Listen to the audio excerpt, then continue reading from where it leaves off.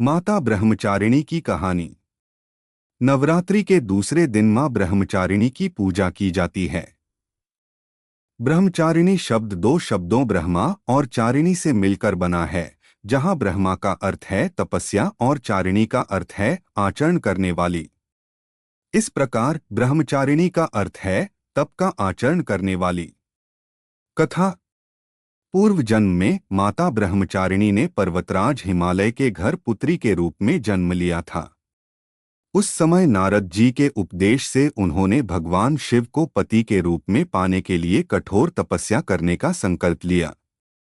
उनकी यह तपस्या इतनी कठिन थी कि उन्हें तपश्चारिणी या ब्रह्मचारिणी के नाम से जाना जाने लगा।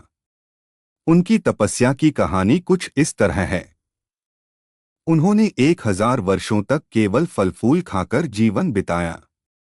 100 वर्षों तक वे केवल जमीन पर रहकर शाक पर निर्वाह करती रहीं।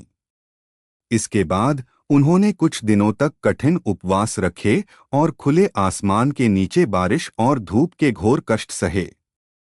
3000 वर्षों तक टूटे हुए बिल्व पत्र खाकर भगवान शंकर की आराधना करती रहीं।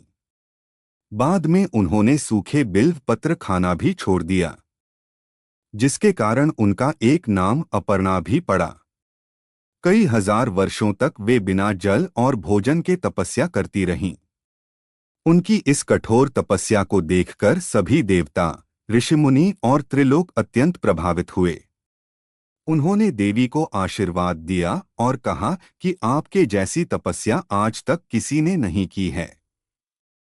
आपकी मनोकामना अवश्य पूर्ण होगी।